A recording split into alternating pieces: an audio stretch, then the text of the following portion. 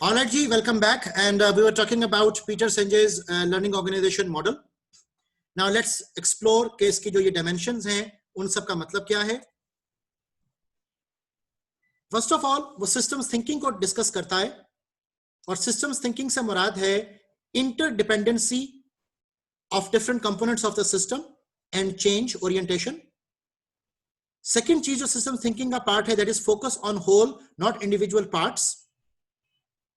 The third thing is long-term goals versus short-term benefits. And the fourth aspect is better appreciation of systems leads to more appropriate action.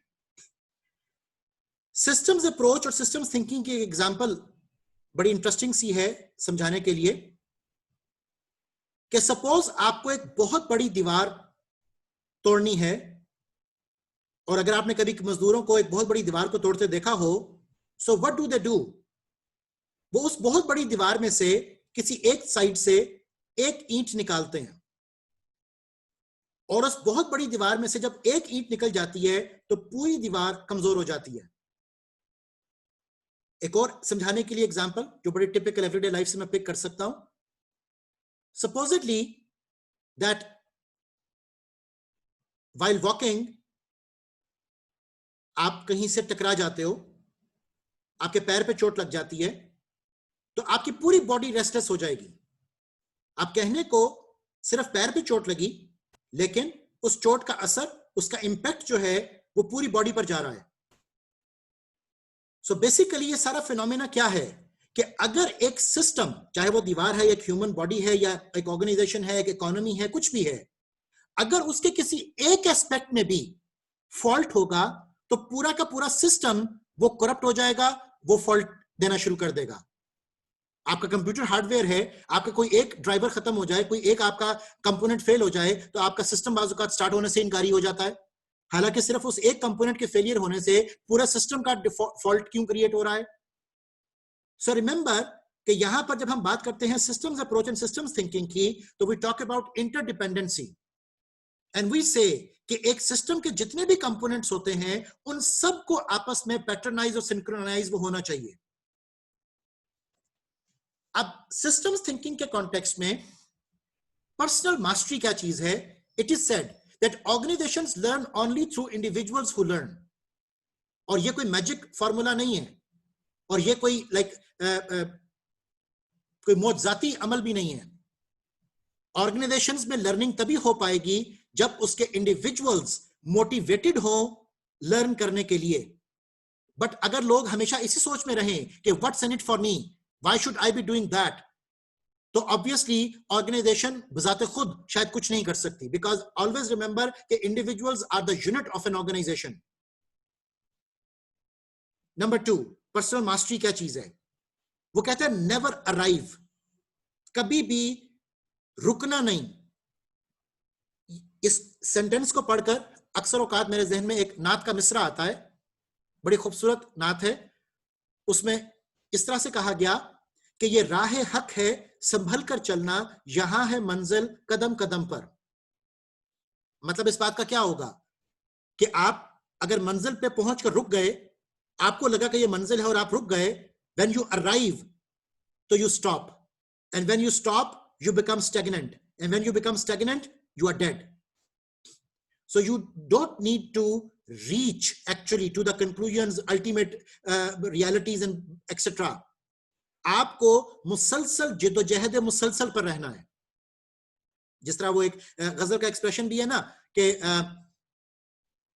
है जज्बा दिल गर मैं चाहूं हर चीज मुकाबिल आ जाए, उस वक्त मुझे भटका देना जब सामने मंजिल आ जाए. तो सामने मंजिल को देखकर आप क्यों भटकना चाहते हो? Because you need to be in continuous effort. Okay, तो पर्सनल मास्टरी का जो कॉन्टेक्स्ट है वो ये है कि अल्टीमेट कुछ नहीं होता. आपको क्या करना है? आपको कंटिन्यूअल लर्निंग मोड में रहना है, आपको काइजन अप्रोच फॉलो करनी है, आपको कंटिन्यूअस लर्निंग करनी है. Number 3, strive to clarify and deepen personal vision. और ऑब्वियसली सिर्फ पर्सनल विजन डेवलप नहीं होनी चाहिए, उसको शेयर्ड भी होना चाहिए. And then deeply aware of growth areas and tension between vision and reality. आपको इन तमाम चीजों के बारे में भी इदराक होना चाहिए कि कहां पर क्या हकीकत है और कहां पर क्या कंफ्यूजन है. सो मेंटल मॉडल्स की जब हम बात करते हैं, सेकेंड डायमेंशन जो हमारे पास है, it says a mental model is an explanation of someone's thought process, आपके जो सोच के तकाजे और पैमाने हैं, about how something works in the real world, कि असल में कोई फिनोमिना आखिर हो कैसे रहा है. It is a representation of the surrounding world, the relationship between its various parts, and a person's intuitive perception about his or her own acts and their consequences. ठीक है, so that is what we call mental model. उसके बाद shared vision की जरूरत है, और shared vision के बगैर सिस्टम्स अप्रोच, सिस्टम्स थिंकिंग वो नहीं हो सकती.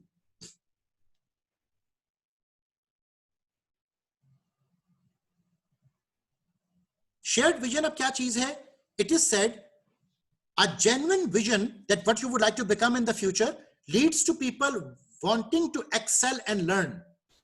ठीक है, और आप एक और बात इसमें ऐड कर लीजिएगा, स्ट्रेटेजिक मैनेजमेंट के कॉन्टेक्स्ट में भी हम इसको अक्सर डिस्कस करते हैं कि विजन जो शेयर्ड है, it should be the same vision जो आपके back in the grey matter है. ठीक है, आपके स्टेटेड विजन और आपके रियल विजन में फर्क नहीं होना चाहिए. अदरवाइज अक्सर औकात ये भी हमें देखने को मिला कि लोगों के, ऑर्गेनाइजेशंस के स्टेटेड विजन्स डिफरेंट होते हैं, जो कि स्टेक होल्डर्स को सिर्फ धोखा देने के लिए मौजूद होते हैं, और एक्चुअल जो उनका विजन है वो बहुत डिफरेंट होता है. तो आपके रिसेप्शन परसेप्शन में डिसेप्शन का आना बहुत आसान अमल है. जैसा यहां पर अभी उसामा ने भी कमेंट किया कि बहुत सारी चीजें जो फैसिनेटिंग हो सकती हैं, लेकिन those fascinations sometimes lead to disasters. So a genuine vision leads to people wanting to excel and learn. Number 2, that leaders must translate personal visions into shared vision. जैसा भी आपको मैंने बताया कि stated mission और real mission same होना चाहिए. इसी तरह citing shared pictures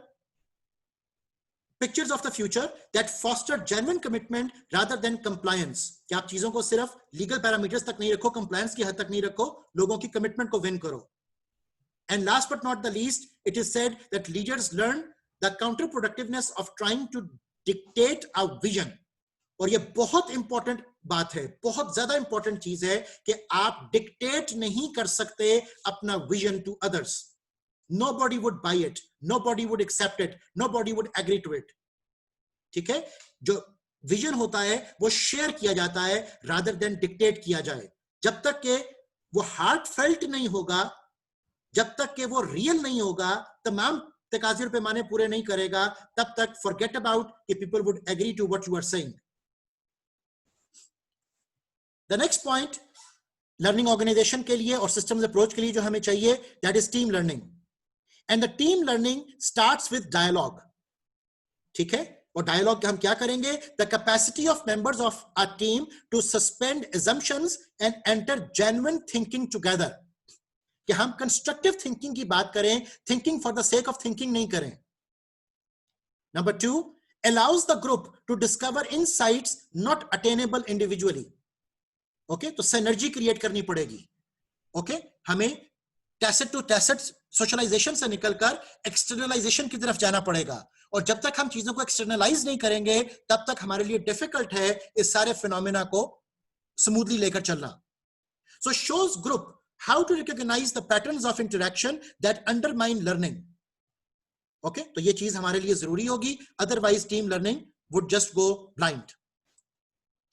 अब हम देखते हैं कि इन तमाम बातों के पस मंजर में लर्निंग ऑर्गेनाइजेशन फिर क्या बन रही है.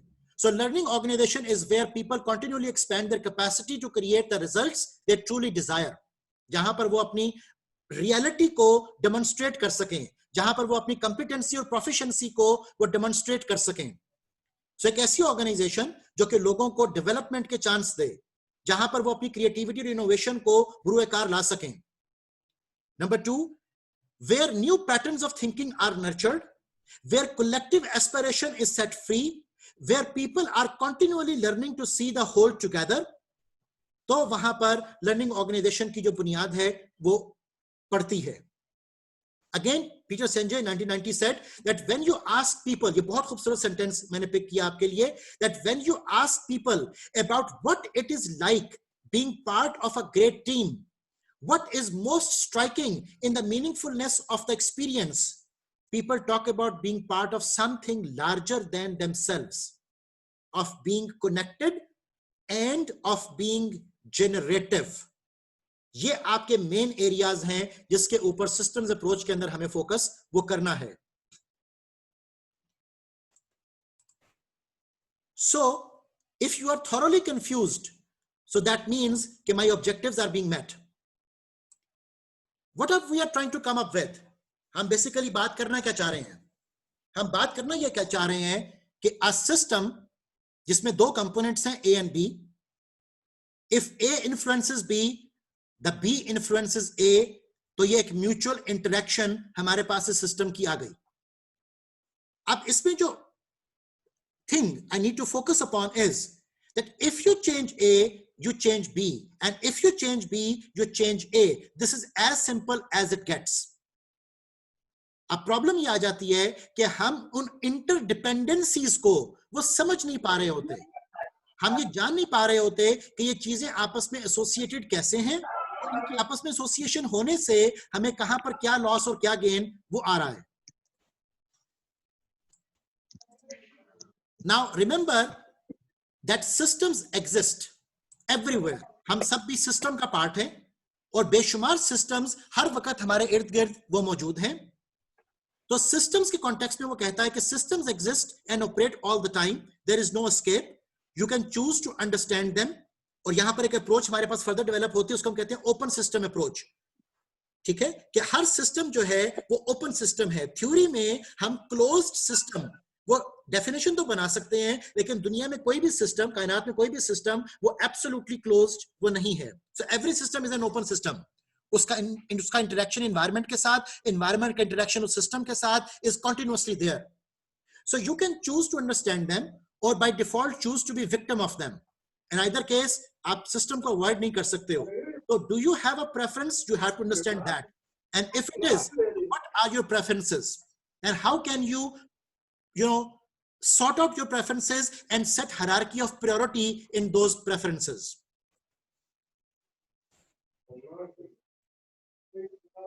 The next topic in which I need your attention is why become a systems thinker.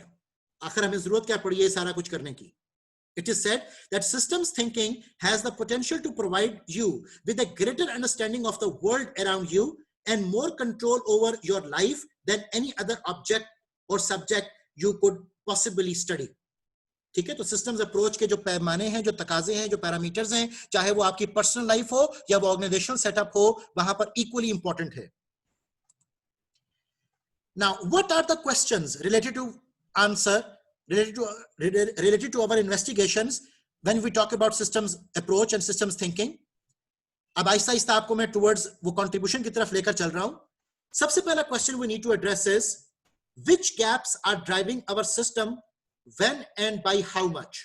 अब आप कोई भी सिस्टम उठा लो, एजुकेशन सिस्टम उठा लो, टेक सिस्टम उठा लो, आप कोई इंफॉर्मेशन टेक्नोलॉजी का सिस्टम उठा लो, आप कोई भी सिस्टम की जिक्र कर सकते हो कि which gaps are driving our system, when and by how much. वो कौन सी ड्राइविंग फोर्सेस हैं.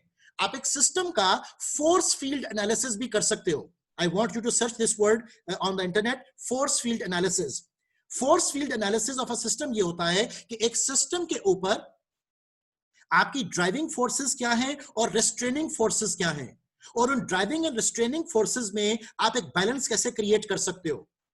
ठीक है, तो ये बहुत इंटरेस्टिंग टॉपिक है, इसको जरूर सर्च कीजिएगा. सो यहां पर अब हम बात कर रहे हैं कि वो क्या फैक्टर्स हैं जो सिस्टम को इफेक्ट कर रहे हैं और किस कदर इफेक्ट कर रहे हैं.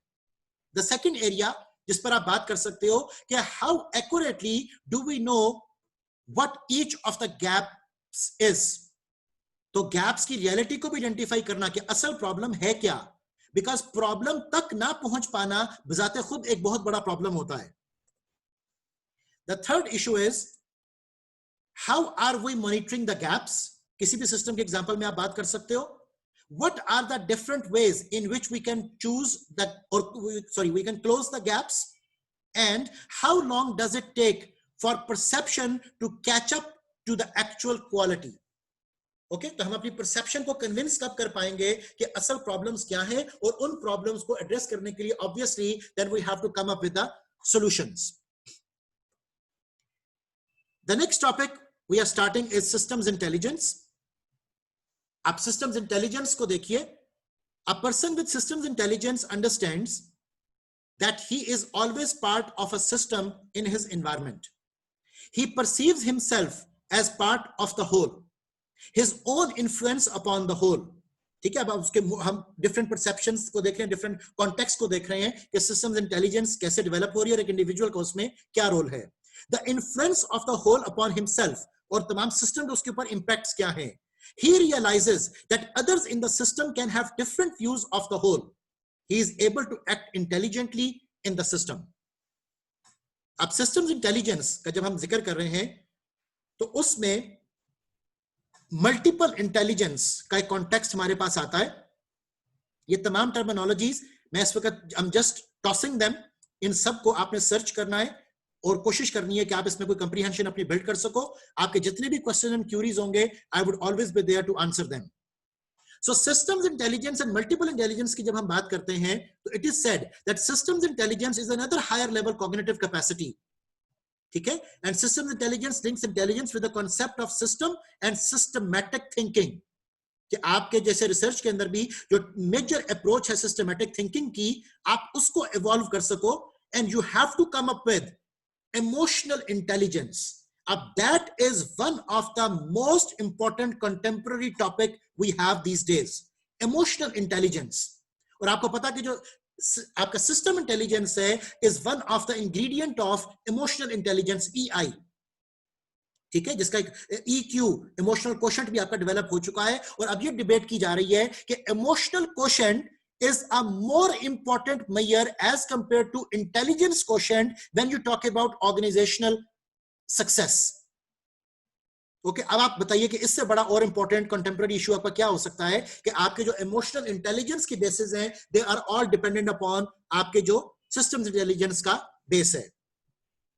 सो systems intelligence is a survival asset and we have as species. Humans जो हैं वो मुमताज क्यों हैं तमाम दूसरी मखलूकात से? बिकॉज उनके पास जो एलिमेंट है that is the systems intelligence, कि वो अपने सिस्टम को, अपने गिरदोनवा को समझ सकते हैं, जान सकते हैं, परख सकते हैं, इवैल्यूएट कर सकते हैं और उसके मुताबिक अपने फैसले भी कर सकते हैं. नाउ अब इन कंपोनेंट्स को जो पिछली डेफिनेशन मैंने आपके साथ पढ़े, इसको मैं थोड़ा सा आपको डेफिनेशन वाइज डिस्कस कर रहा हूं. सिस्टम्स थिंकिंग से लिंक्ड है systems intelligence. System intelligence is also linked with organisational theories and action research. Systems intelligence is also linked with philosophy, positive psychology and the theories of decision making and problem solving. तो जितने भी आप इस तरह के theoretical frames उठाओगे, उन तमाम theoretical frames में आप सिस्टम्स इंटेलिजेंस को अवॉइड नहीं कर सकते. और systems intelligence is the link between personal mastery and systems thinking. Okay, that means कि ये theoretical frames आपके साथ मैं डिस्कस कर रहा हूं, ये सारे के सारे आपस में इंटरलिंक्ड हैं. So आप किसी एक सिरे से भी बात को शुरू कर दो तो डिस्कशन घूम फिर कर बकिया तमाम फैक्टर्स को ऑटोमेटिकली इन्वॉल्व वो कर लेगी. Now I can understand that change is not easy. ये सब बातें ये कहनी बड़ी आसान होगी शायद, लेकिन इनकी practical demonstration is bit difficult. Why? Because जब हम चेंज की बात कर रहे हैं तो we have to go for mental change, सोच बदलनी पड़ेगी, perceptual change, individual behavioral change, क्योंकि हम हमेशा से अपने साथ एक नो लेकर फिरते हैं. ठीक है, हम ओपन अप नहीं होते हैं, हम एक्सपेरिमेंट नहीं करते हैं, हम क्वेश्चन नहीं करते हैं. तो जब हम क्वेश्चन नहीं करेंगे तो तब तक चेंज अकर नहीं करेगी. So again I confess, I agree, this is not an easy process and that is the reason कि there is a huge gap कि हम इस पे वर्क कर सकते हैं, रीजंस फाइंड आउट कर सकते हैं, सॉल्यूशंस फाइंड आउट कर सकते हैं, डिफरेंट डायमेंशंस फाइंड आउट कर सकते हैं कि किन किन हवालों से क्या क्या चीजें वो इंप्लीमेंट हो रही हैं. Now, this is something really tricky. And when I'm going to talk about thinking, ठीक है, अक्सर औकात मजाक में ये बात की जाती है कि मैं बैठ के सोच रहा हूं कि क्या सोचूं. ओके, सो उस मजाक से निकलकर आप चीजों को थोड़ा सा टेक्निकल ग्राउंड्स पे हम देखते हैं कि what do we mean by this expression of thinking about thinking. Basically this is key to learning systems intelligence. Again इसमें मेन मोटिव क्या है कि जब तक आप क्वेश्चन नहीं करोगे, जब तक आप बिलीफ्स एंड assumptions को नहीं समझोगे, जब तक आप चीजों को इंटरप्रेट नहीं कर पाओगे, तब तक कंफ्यूजन जो है they would be always surrounding you. So you have to challenge your mental model by meta level thinking. Meta level thinking means that you think about the thinking patterns, the thinking associations and relations regarding your own thinking, asking questions about your own self, जिसमें कि self awareness, self evaluation, self catharsis, ये सब कुछ शामिल है.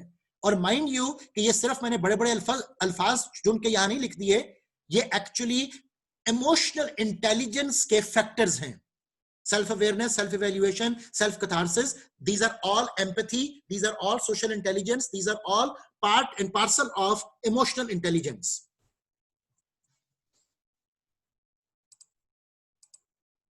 So बाज़ हमें सामना करना पड़ता है इनविजिबल सिस्टम्स का भी. For example we often perceive systems only through a mechanistic perspective. हम ये समझते हैं कि ये मशीन एक सिस्टम है, या जो मेरे कंप्यूटर सामने पड़ा हुआ है ये एक सिस्टम है. हम उसके मैकेनिस्टिक पर्सपेक्टिव को देखते हैं, हम उसके ऑर्गेनिक पर्सपेक्टिव को भूल जाते हैं, जबकि organic perspectives are as important as the mechanistic perspectives. So we see material products and costs only when people are considered. तो हम ये कहते हैं कि the true system often include hidden subsystems such as processes of trust or fear generation. और हम इन चीजों को कहां पर काउंट कर लेते हैं? We count most of these things as in the air. ठीक है, आप कहीं पर काम कर रहे हो, एक माहौल, एक फिजा, एक एनवायरनमेंट आपके गिर्द क्रिएटेड है. So you have to see कि ये तमाम पर्सपेक्टिव्स जो हैं, ये तमाम पर्सपेक्टिव्स एक्चुअली इनविजिबल सिस्टम्स हैं मिलजुल कर जो डेमोन्स्ट्रेट हो रहे हैं. So आपको अपने कल्चर, आपको अपनी फिलॉसफी, आपको वैल्यू सिस्टम, आपको नॉलेज मैनेजमेंट, आपको सिस्टम्स अप्रोच, नो डाउट इन तमाम चीजों का सहारा वो लेना पड़ेगा. आपको दोबारा से अपनी फोर्सेस को रीलोकेट करना पड़ेगा, रीइवैल्यूएट करना पड़ेगा, ताकि आप किसी कंक्रीट इवैल्यूएशन एंड कंट्रीब्यूशन तक वो पहुंच पाए.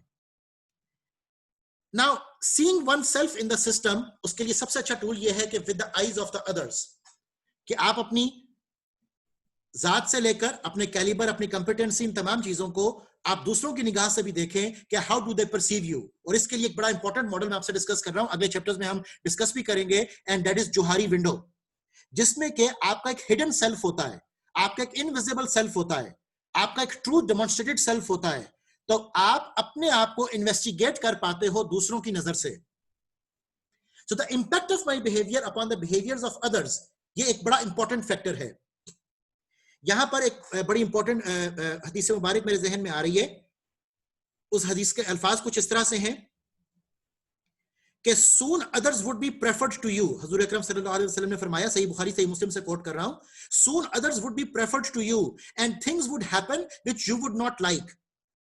कि जल्द ही ऐसे मामलात होने शुरू हो जाएंगे कि दूसरों को तुम पर सबकत दे दी जाएगी और तुम्हारे साथ ऐसे मामलात होंगे जिनको तुम पसंद नहीं करोगे.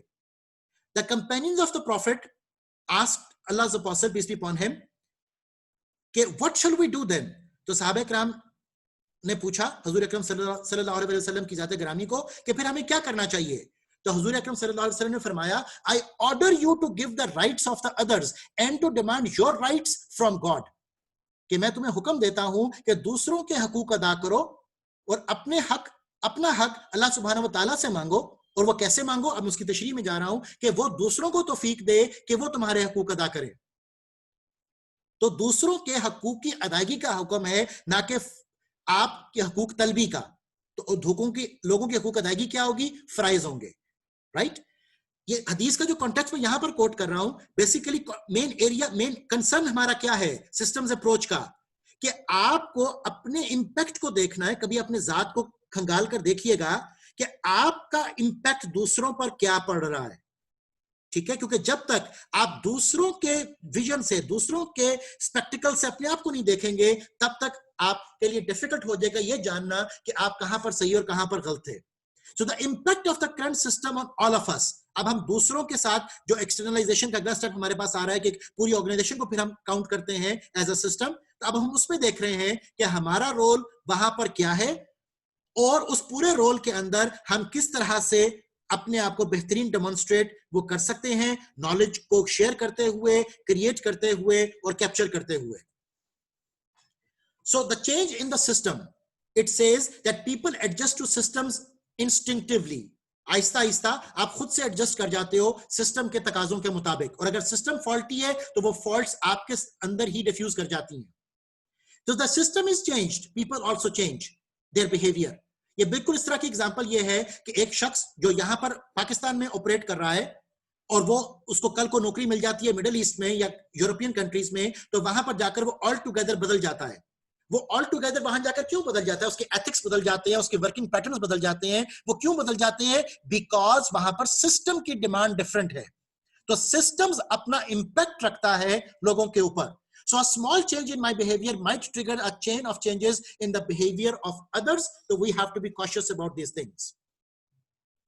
अब हमारे पास 5 मेन स्टेप्स हैं, इनको तवज्जो से देख लीजिए कि सिस्टम इंटेलिजेंस कैसे बिल्डअप होती है.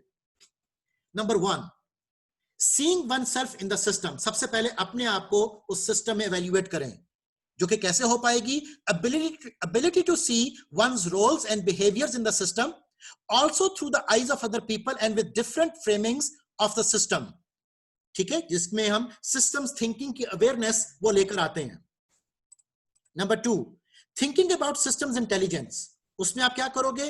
ability to envision and identify productive ways of behavior for oneself in the system and understanding systematic possibilities. Number 3, managing systems intelligence. Number 4, sustaining systems intelligence. And then number 5, leadership with systems intelligence. Okay? और जब तक हम इस पूरे system के context को वो understand नहीं करेंगे, उसकी सस्टेनेबिलिटी कैसे हो सकती है, वहां पर लीडरशिप का रोल क्या होगा, हमने सिस्टम की इंटेलिजेंस को मैनेज कैसे करना है, जब तक हम इन चीजों के बारे में इन्वेस्टिगेट नहीं करेंगे, तब तक हमारे लिए डिफिकल्ट हो जाएगा इस सारी डिस्कशन को मैनिफेस्ट करना, इंप्लीमेंट करना और उससे फ्रूटफुल रिजल्ट्स वो हासिल करना. अब हम चल रहे हैं, the last topic of my discussion is creating value and capturing value. ठीक है, अब ये वाली सारी डिस्कशंस लगती तो बहुत मजे की हैं इन अ वे कि जी आपने डेफिनेशंस पढ़ ली, आपने वाह वाह कर दिया, आपने तारीफें कर दी और आपने कहा कि बहुत अच्छी बातें हुई हैं. लेकिन मसला ये आता है कि जब आप एक्चुअली आपको कहा जाए कि आप वैल्यू को क्रिएट करके दिखाएं, तो वहां पर प्रॉब्लम आ जाती है कि वैल्यू को क्रिएट कैसे करना है, उसके तकाजे क्या है, उसके पैमाने क्या है. और एक और बात याद रखिएगा कि जिन डेवलप्ड नेशंस की हम बात करते हैं वो भी डेवलप्ड ओवर द नाइट नहीं हुई. They have worked upon it and they have proven it कि ये तमाम चीजें किस कदर और किस हवाले से इंप्लीमेंट हो सकती हैं. सो वैल्यू क्रिएशन और वैल्यू कैप्चरिंग ये हमारा कॉन्टेक्स्ट चलेगा, जिसको कि हम वैल्यू को क्रिएशन के हवाले से वो डिस्कस कर रहे हैं. सबसे पहले देखिए that what do we mean by creating value. अब ऑर्गेनाइजेशंस के हवाले से आप मार्केटिंग में एक वर्ड बार बार सुनते पढ़ते आए हो कि जी वैल्यू प्रोपोजिशन क्रिएट करनी चाहिए.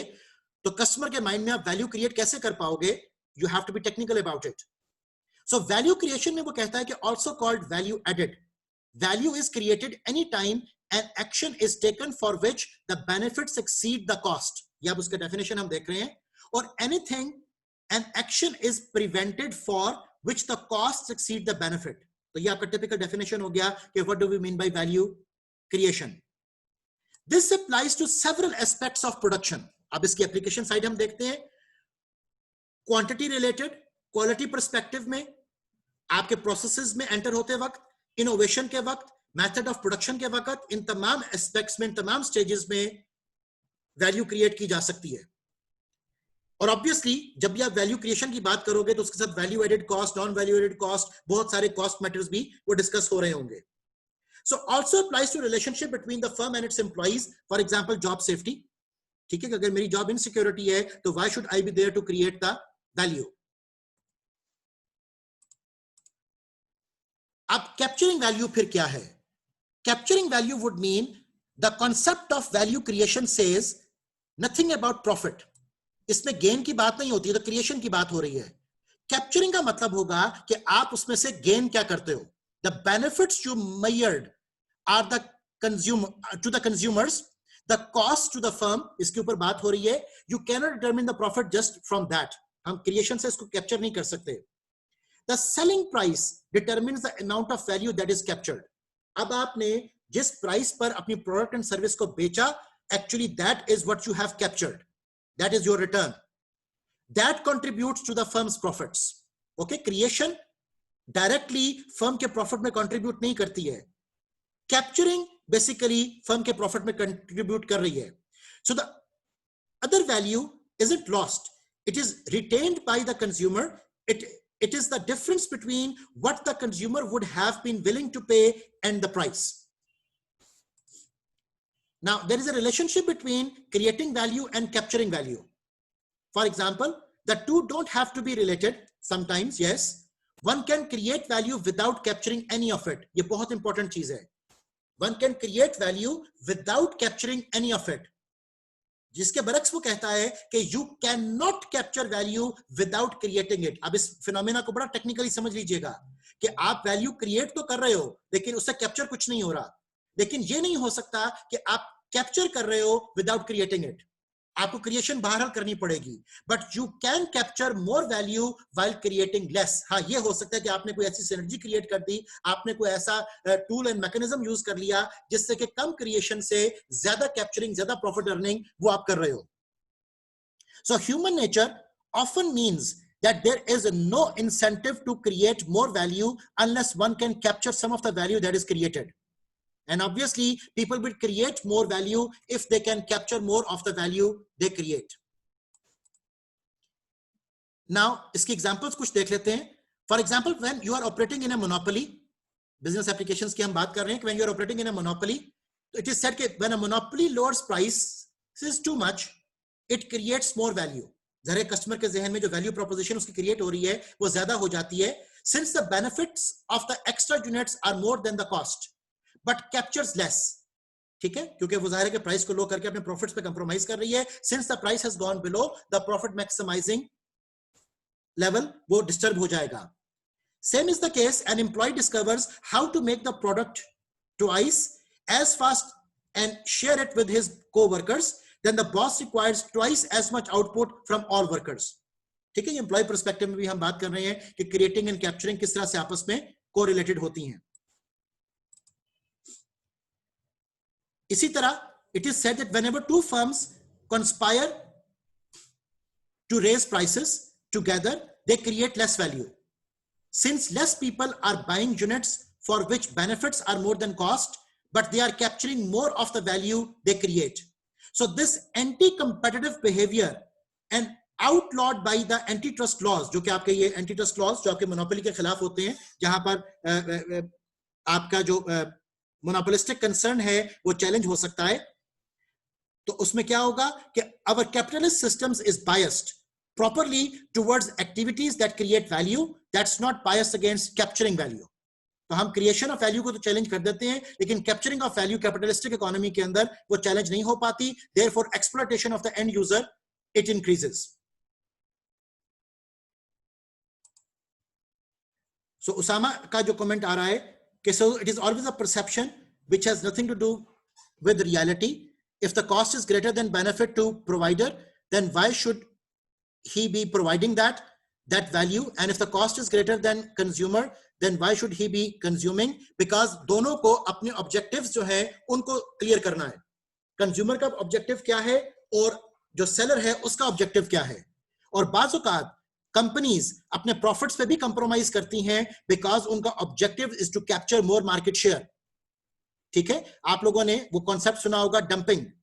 तो अब डंपिंग के केस में चाइना भी बेसिकली क्या कर रहा था कि वो कॉस्ट से कम पर प्राइस रखकर चीज बेच रहा था.